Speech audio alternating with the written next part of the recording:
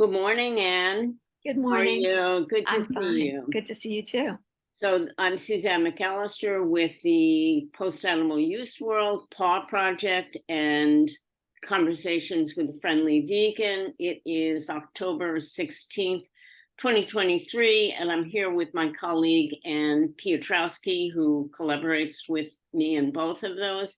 And we are doing our post meetup discussion. We had a meetup last night, and maybe, Anne, you can let our viewers know what the meetup was about and what your takeaways were. Okay. So the title was Tips on Dining with Non-Vegans, something that a lot of people start to care or focus a little bit more on as the holiday season approaches, where there are more dinner parties and gatherings and turkeys and other Yeah. animals. So some of the things that came up or that we introduced and then talked about in more depth is, how do we cope with this? What are our options? And then how do we communicate kind of what we want? I think that was kind of overall what our goal was to impart that a big part of this work overall is that what we do is understanding yourself and then taking that information and determining what do I want, what do I need, and then being able to connect with somebody and say, this is what I want.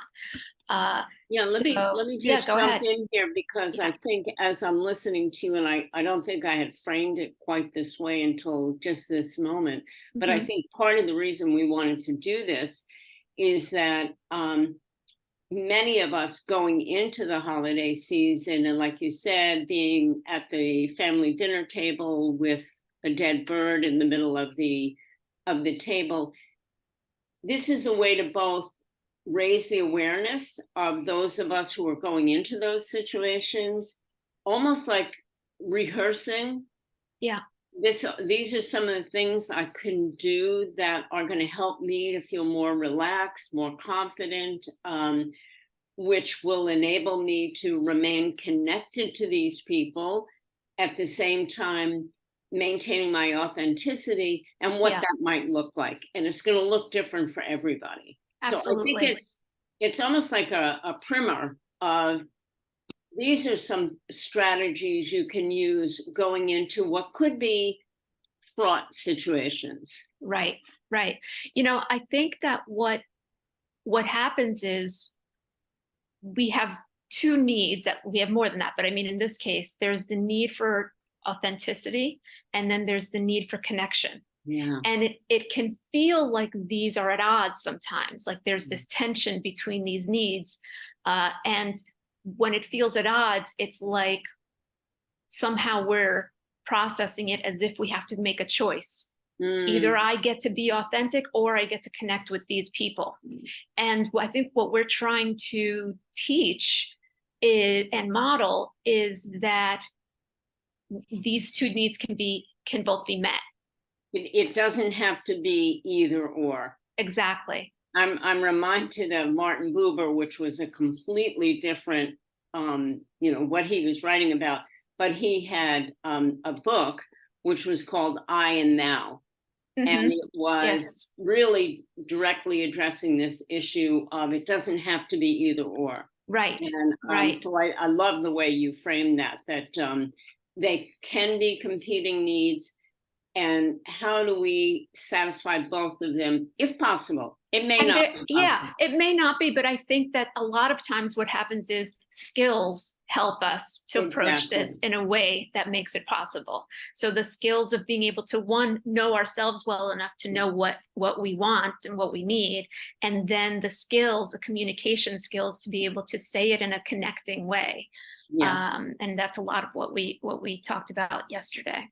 And we will include in the description a link to the presentation that you put together, which will go through all of the tips. So we won't do that now. But the first one, which I actually practiced at a family occasion a couple of weeks ago, which I will just briefly note, which is in alignment with knowing yourself, knowing I was a little nervous going into this situation because it's not the first time. I've been vegan quite a while. And your recommendation to keep a log. Mhm. And that enabled me to think, this is wonderful. I'm going to keep a log, which in some ways means I'm going to be a little bit of an observer of myself. Yes. And so it gives me an opportunity, just a minute space, that rather than reacting in the moment, I'm thinking, I'm feeling a little nervous, or I'm feeling threatened, or I'm feeling sad, or whatever it is, Yeah. excited. And then I can say, okay, what do I want to do now?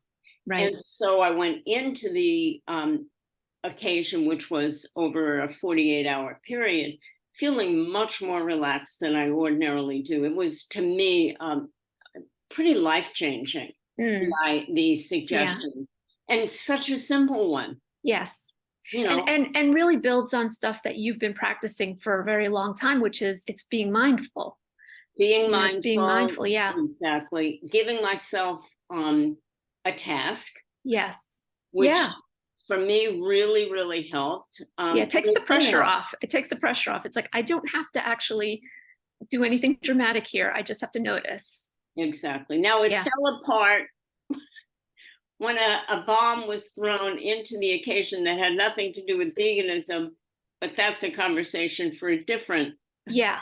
But that is going to happen. That's going to happen sometimes. Yeah. And then you just reminded me just of something else that came up last night that can be useful, I think, in addition to kind of that bringing in that mindfulness, is that I talk about that when I do notice that I'm feeling that I'm struggling, that there's a feeling that's coming up, like when I'm in the moment, in the gathering, I can do there's a physical anchor for me that helps to kind of bring me back into myself. And that's like when I put my hand here, it helps me to it reminds me, okay, I'm here, I'm listening to me, like I'm noticing me and I'm listening and I'm acknowledging what's going on for me. And it's very grounding.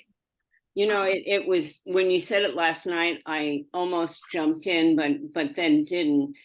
Tara Brach, the psychologist and meditation teacher and author, often when she's leading a meditation, she will talk about, she says, put your hand on your heart. Yeah. It's a way to connect with yourself. So it was just so interesting to hear you say that. And it's a good reminder, like, it's a way to ground yourself, so that you don't feel like you're floating off because you're feeling upset or distracted, whatever. So well, when you feel like you're losing yourself, that's that giving up on authenticity so that I can be connected to these people or keep the peace, because it's not really the trick is that it's not really connecting, because if I'm not really authentic in me, then how's the connection going to happen?